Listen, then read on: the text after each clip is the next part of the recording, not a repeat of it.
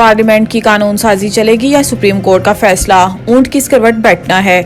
Chief justice supreme court में chief justice Pakistan काजी फाइज ईसा और justice Athar मीनुल्लाह पर मुश्तमिल बेंच ने मीर बादशाह केसरानी की नाअहली के केस की समाअत की, जिसमें अदालत ने ताहयात नाअहली की मुद्दत तयन का मामला लार्जर बेंच में मुकर्रर करने के लिए जजेस कमेटी को भिजवा दिया। अदालत ने कहा है कि मौजूदा केस इंतखाबात में ताखीर के आले के तौर पर इस्तेमाल नहीं किया जाएगा। मौजूदा केस का नोटिस अंग्रेजी के 2 बड़े अखबारात में शाया किया जाए। अदालत ने ताहयात नाअहली के मामले पर सुप्रीम कोर्ट के फैसले और इलेक्शन एक्ट की तरमीम में तजाद पर नोटिस लिया, जो मीर बादशाह केसरानी की ताहयात नाअहली के केस में लिया गया।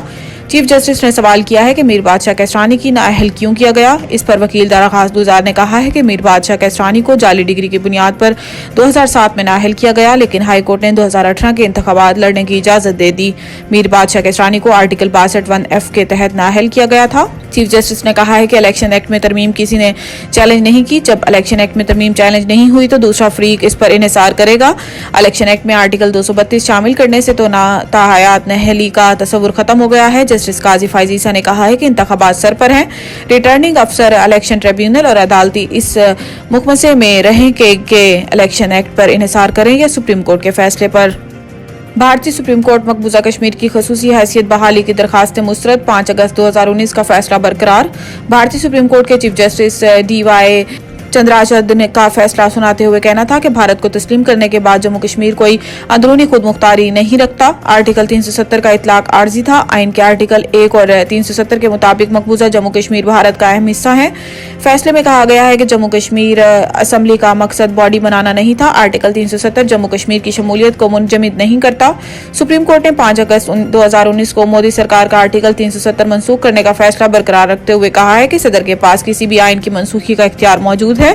भारतीय सुप्रीम कोर्ट ने मकबूजा जम्मू कश्मीर की खसूसी हैसियत बहाल करने से मुतल्लिक दरखास्तों को मुस्तरद करते हुए मकबूजा कश्मीर असम्बली के इंतखाबात 30 सितंबर 2024 तक कराने के अहकाम जारी कर दिए।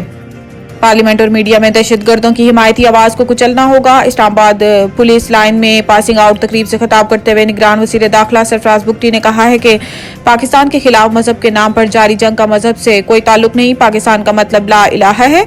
पाकिस्तान से दहशतगर्दी के नासूर को खत्म किया जाए। इन्होंने कहा है कि तसलसल न होने की वजह से हम जीती हुई जंग हारे। हमारे लेवल के लोग कंफ्यूज हैं। इस कंफ्यूजन को खत्म करना होगा। किसी भी वजह से हथियार उठाने वाला के हाथ काटना होंगे। इन्होंने मजीद कहा है कि ये जंग सिर्फ फौज नहीं, रियासत के खिलाफ है। हम सब ने मिलकर लड़ना है। पार्लियामेंट और मीडिया में दहशतगर्दों की हिमायती आवाज को कुचलना होगा।